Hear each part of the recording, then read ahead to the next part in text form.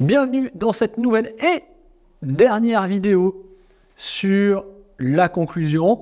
Du coup, vous comprenez qu'on arrive au bout du bout maintenant. Vous êtes déjà avec beaucoup d'expérience, avec beaucoup de savoir par rapport à tout ce que vous avez appris, à tout ce que vous avez vu par les vidéos, par les exercices, par les QCM. Et on arrive maintenant au bout avec cette vidéo où je vais vous présenter les différentes techniques de conclusion. Vous allez voir, il y en a plein. Toutes ne seront pas intéressantes pour vous ou dans votre secteur d'activité, mais par contre, c'est intéressant de les connaître. Parce que vous allez voir que dans votre carrière, vous serez certainement amené à vendre différents types de choses. Si je réfléchis un peu là, ça me reporte loin en arrière, mais si je réfléchis à tout ce que j'ai vendu en termes de différence, j'ai commencé quand j'étais tout jeune par vendre des chaussettes pour notamment la marque Olympia. J'ai vendu de la publicité, j'ai vendu des cuisines, j'ai vendu des vêtements de luxe, j'ai vendu aujourd'hui de la formation, j'ai vendu des produits d'hygiène et de maintenance, j'ai vendu des voyages de luxe à très haut de gamme.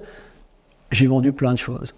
Mais ce qui est intéressant, c'est de comprendre qu'il y a des choses qui se recoupent partout, des attitudes qui se recoupent partout, et c'est ça le plus important. Maintenant, pour les types de conclusions, il y en a qui seront plus adaptés à certains secteurs que d'autres. Potentiellement, la conclusion directe est une des plus efficaces, j'ai envie de dire, et qui est possible dans certains cas, mais qui n'est pas possible dans tous les cas. Aujourd'hui, dans ma fonction de formateur ou de consultant ou de coach, c'est très rare que je vende directement. Mais par contre, avant, quand je vendais des cuisines, on essayait par exemple la vente directe. C'était ce qu'on appelle du one-shot. Donc, c'est vraiment directement à la fin de la présentation, on va aller à la conclusion et le client signe ou ne signe pas, achète ou n'achète pas. Donc, c'est hyper intéressant, c'est très direct et vous savez tout de suite ce qu'il en est. Mais vous avez plein d'autres techniques. Je ne vais pas les détailler toutes. Je vais juste en détailler une ou deux parce qu'elles sont vraiment hyper intéressantes. Vous avez la technique active. Je vous laisserai découvrir sous la vidéo tous les textes qui sont associés à ça. Vous avez la technique active, vous avez la technique de l'avis, vous avez la technique du détail. Bref, vous en avez plein. Ma préférée, celle que j'utilisais le plus certainement en vente et que je continue encore à utiliser aujourd'hui, c'est la technique de l'alternative. L'alternative, pourquoi ? Parce que je crée comme un choix, mais qui n'est pas un choix chez mon client. C'est-à-dire que je lui laisse la possibilité de prendre un produit ou un autre. Et c'est pour ça que je dis que c'est un choix qui n'est pas un choix, parce que le choix, c'est quand il y a trois possibilités. Possibilité 1, 2 et 3, A, B, C. Mais en fait, moi, je ne vais pas jusqu'à là. J'en propose 2. Et 2, il y a comme un sentiment, en fait, chez le client de dire, tiens, je dois choisir soit l'une, soit l'autre. Et il va toujours choisir la moins pire pour lui, ou potentiellement la meilleure, si on a bien travaillé. Mais il en choisira une. Et c'est ça qui est intéressant avec cette technique, c'est voilà, de laisser presque croire, j'ai envie de dire, qu'il a le choix, alors que vous êtes en train de le mettre juste dans une alternative blanc ou noir. 1 ou 2, A ou B. Et du coup, que émotionnellement, il va se laisser entraîner dans un choix par défaut par rapport à l'autre choix. Et j'avoue que j'adore faire ça en vente. Je me régale toujours à proposer juste 2 articles ou 2 formations ou 2 propositions et que le client a le choix entre une et l'autre. Et 9 fois sur 10, vous allez voir, il achète toujours la moins chère. Vous pouvez effectivement aller là-dedans, c'est pas un problème, mais du coup, plus vous serrez le truc, n'oubliez pas qu'on est dans l'entonnoir. L'entonnoir, c'est bien cette idée où vous allez inciter à aller quelque part. Et donc, vous allez l'aider à prendre une décision. Et quand vous êtes dans l'alternative, du coup, il n'y a plus beaucoup de choix. Il y en a juste 2 et le client va se décider. Bien évidemment, on va parler aussi de la technique plus globale de l'entonnoir qui va reprendre à ça, mais où vous allez, face à une hésitation, une indécision de votre futur client, c'est vous-même qui allez l'amener à prendre la décision. Et vous allez voir qu'il y a des clients qui vont vous remercier pour ça. Il y a des clients qui ne font pas exprès d'hésiter. Il y a des clients qui juste ne savent pas. Vous savez, quelqu'un comme moi qui suis balance, des fois, je ne sais pas trop. En plus, si l'achat n'est pas hyper important, je vais avoir hyper du mal à me décider. Tiens, est-ce que je dois prendre ça ou ça ? Et là, j'aime bien qu'on me dise ça vous va bien, ou ça, c'est bien pour vous, ou ça, vous serez... J'ai envie d'être... que le vendeur ou le commercial fasse réellement son travail et qui me donne aussi son point de vue potentiel, mais par rapport à ce qu'il a compris de moi et qui m'entraîne vers quelque chose. Vous inquiétez pas, si le client n'est pas d'accord, il dira non. Donc, vous avez intérêt à aussi un peu pousser de temps en temps, et c'est tout à fait OK.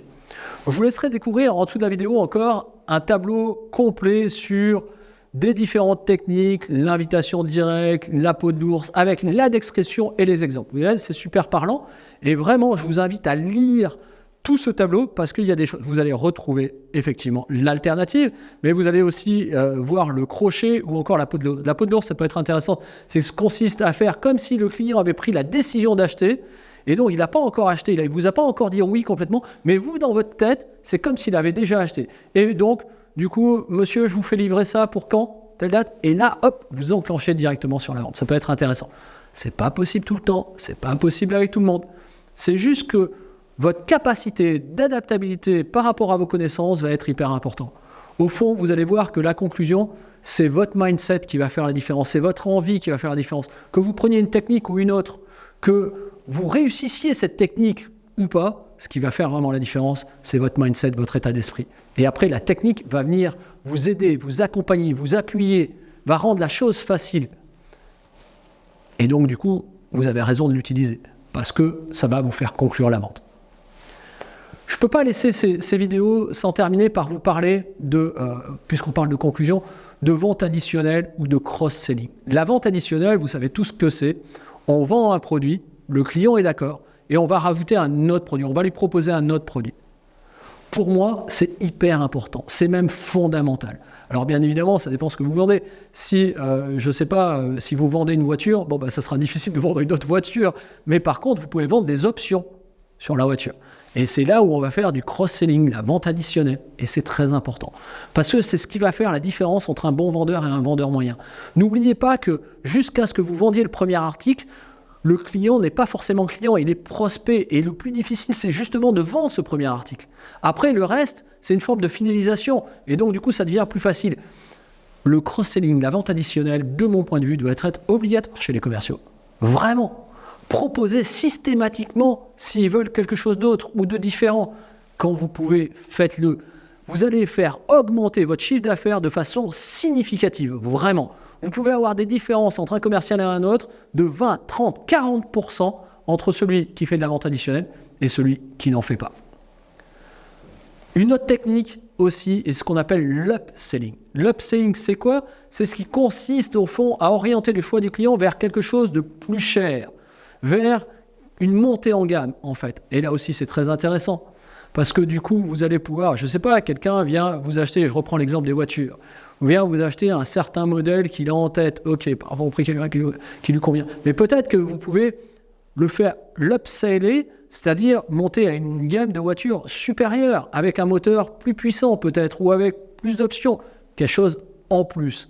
Du coup, c'est intéressant parce que vous allez vendre plus cher, vous allez certainement faire plus de marge, et justement, ça peut être intéressant dans votre chiffre d'affaires. Ne cherchez pas toujours à vendre le moins cher, qui est facile. Pour moi, les bons commerciaux, c'est justement ceux qui arrivent à vendre le plus cher et qui arrivent souvent à vendre le plus.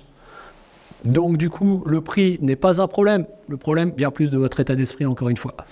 Quand vous travaillez avec le luxe, par exemple, vous vous rendez compte que vendre plus cher devient une seconde nature. Et donc, vous proposez, et vous faites de l'upselling, de l'upselling, de l'upselling. Je voudrais terminer aussi ces cours en vous parlant d'une chose très importante qui est trop souvent négligée chez les commerciaux, chez les vendeurs. C'est tout simplement la prise de congé. La prise de congé, c'est quoi? C'est justement ce moment où on va se séparer et où on doit se séparer dans le lien. Je vous ai dit, c'est fondamental. Le lien est fondamental.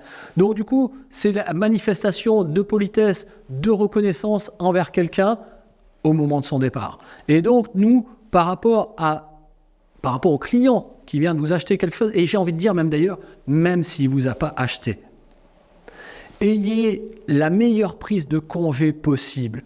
Soyez le plus sympathique possible. Cette dernière étape, c'est vraiment quelque chose de fondamental, d'important, parce que justement, on a construit du lien, et là, forcément, par la force des choses, on va couper ce lien momentanément, puisqu'on va se dire au revoir. Mais faites en sorte que l'image que le client ou le prospect garde de vous soit la meilleure possible. Même, quand bien même, il n'a pas acheté. Parce que s'il n'a pas acheté aujourd'hui, peut-être qui va revenir demain. Donc du coup, gardez un discours positif, c'est hyper important. Ne parlez pas des problèmes, ne parlez pas de choses qui n'ont pas fonctionné. Parlez de ce qui a été bien, parlez du lien que vous avez créé et que vous restez à sa disposition. J'ai jamais quitté un client sans lui dire « je reste à votre disposition, je suis là pour vous, s'il y a quoi que ce soit, vous m'appelez ». Juste avant de faire ce tournage pour vidéo, j'étais avec une cliente et du coup, on vient de terminer un contrat qui était important et du coup, je dis mais s'il y a quoi que ce soit, n'hésitez pas, rappelez-moi, passez-moi un coup de fil, je serai quand même là pour rendre service, même si le contrat est terminé, c'est pas grave, je reste à votre disposition. On ne sait jamais ce qui peut se passer, il peut y avoir un autre contrat plus tard, plus loin. Donc du coup, soignez votre prise de congé, c'est vraiment hyper important. N'oubliez pas de remercier le client qui vous a acheté, qui est venu vous voir vous plutôt que la concurrente, qui est venu utiliser votre produit parce qu'il fait votre salaire en partie. Donc, c'est important le remerciement avant qu'il y ait la séparation. S'il n'y a pas de remerciement, on peut en garder entre guillemets une gêne, un problème, et c'est justement tout ce que l'on ne veut pas. Remerciez, quittez dans le lien, souriez, très important. Soyez heureux de la relation que vous avez eue avec lui, remerciez-le et séparez-vous dans le lien. Voilà tout ce que l'on a pu voir jusqu'à présent sur la vente, sur cette conclusion de vente. C'était la dernière vidéo. N'oubliez pas que vous avez un QCM auquel vous pouvez répondre juste après. Quant à moi, je vous souhaite tout le meilleur pour votre carrière. Travaillez, travaillez, travaillez. Ça ne va pas tomber du ciel. Entraînez-vous, entraînez-vous. Des fois, vous ne serez pas bon. Ne vous inquiétez pas, c'est pas grave. Gardez confiance en vous, gardez confiance en vos capacités. Travaillez votre mental et devenez d'excellents commerciaux. C'est tout ce que je vous souhaite. À plus tard tout le monde.